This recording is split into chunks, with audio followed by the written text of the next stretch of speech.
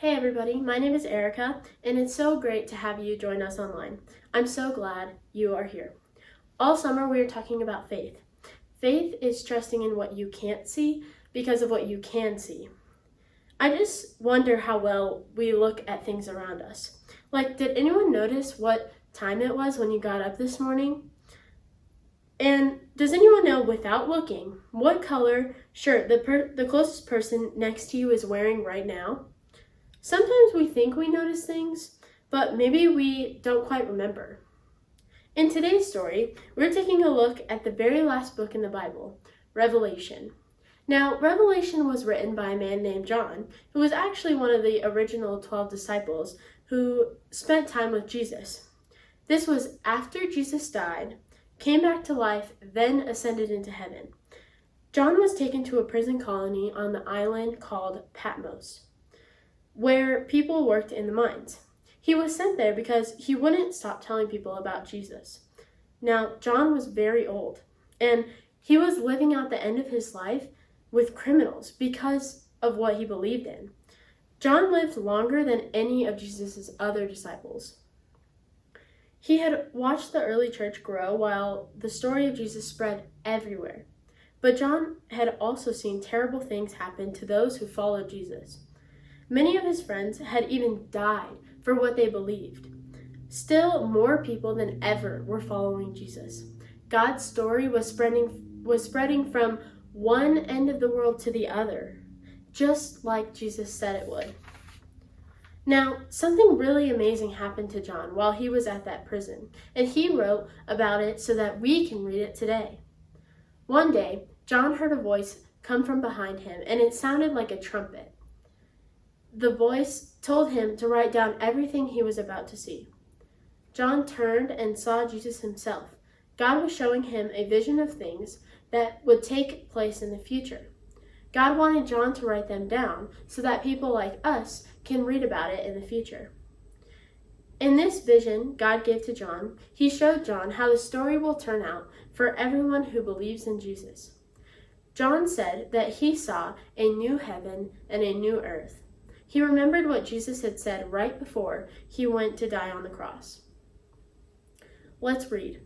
"My Father's house has many rooms. If that were not so, would I have told you that I am going there to prepare a place for you? And if I go and prepare a place for you, I will come back and take you, so that you may be with me where I am." Do you know what that means? It means that God has been preparing a place for us and for those who believe, so that we may never be separated from him. In John's vision, he also saw a great white throne. He heard a voice from the throne say this, "And I heard a loud voice from the throne saying, 'Look, God's dwelling place is now among the people, and he will dwell with them. He will be his people, and God himself will be with them and be their God. He will wipe every tear from their eyes. There will be no more death or mourning or crying or pain, for the old order of things has passed away.'" Wow. No more tears, no more sadness, no more pain, no more death. John also described a city full of light. The city does not need the sun or the moon to shine on it, for the glory of God gives it light, and the Lamb is its lamp. There was also a river, the river of the water of life. Listen to the way John described it. "Then the angel showed me the river of the water of life, as clear as crystal, flowing from the throne of God and of the Lamb down the middle of the great street of the city.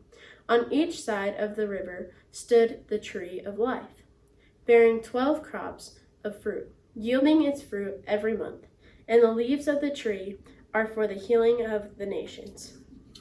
John also saw people who seemed to be doing exactly what they were created to do. He said this, "No longer will there be any curse. The throne of God and of the Lamb will be in the city, and his servants will serve him.